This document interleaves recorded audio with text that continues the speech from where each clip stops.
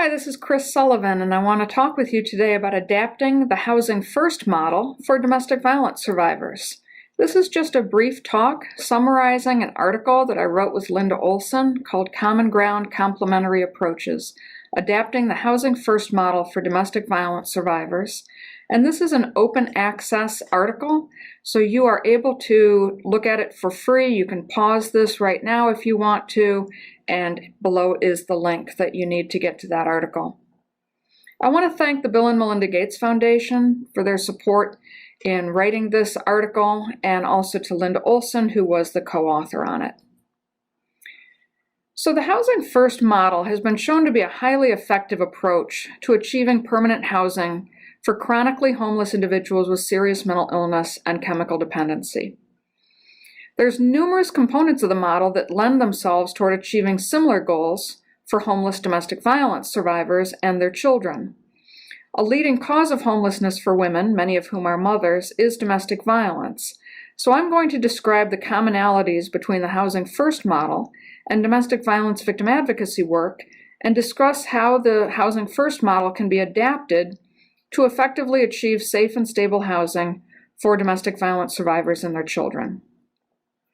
The Housing First model was originally created as an alternative to the more traditional Housing Ready approach model, which expected homeless individuals to deal with their mental health issues and chemical dependencies and any other life skill issues that they may have had before being offered stable housing. The traditional model for helping people with serious mental illness and/or chemical dependency was communal residential treatment, followed by supported living, and then ultimately independent living. This model has been widely criticized for being overly controlling, which resulted in many people dropping out of it. The Housing First model, on the other hand, was based on the presumption that helping people obtain stable housing before addressing their other concerns makes dealing with these other issues easier, and the evidence has strongly supported that claim. However, this evidence has been on people, often single men, with serious mental illness or chemical dependency, and we need to understand how this model may need to be modified for domestic violence survivors. So, very quickly, I just want to tell you that there are many shared and similar principles between the Pathways Housing First model and domestic violence victim advocacy.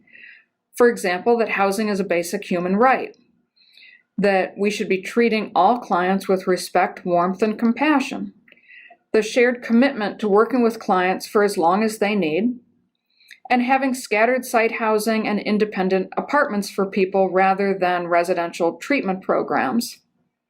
And then finally, separating out housing from services so that you're not necessarily the landlord if you're also providing services. These are shared principles among both Housing First and domestic violence victim advocacy. We also have a number of similar principles. We may use different terms, but we're often talking about very similar things. Housing First model talks a lot about consumer choice and self-determination, which are from the mental health literature, often when people are talking about people with serious mental illness. Domestic violence advocates talk about strengths-based services and the empowerment approach.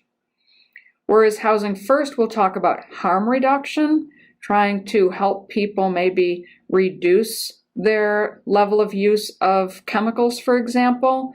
DV advocates talk a lot about safety planning, how to keep people safe from perpetrators' behaviors. Housing First has a recovery orientation, again from the mental health field, whereas DV advocates have an orientation towards social and emotional well-being.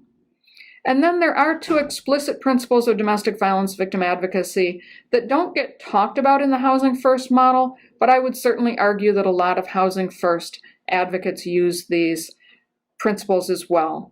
One is community engagement and focusing on systems change, so making sure more housing is available, and also trauma-informed practice, understanding that domestic violence is a trauma, having been homeless is a trauma, people have often experienced other traumas, and so we need to be aware of that and responding in a very trauma-informed way.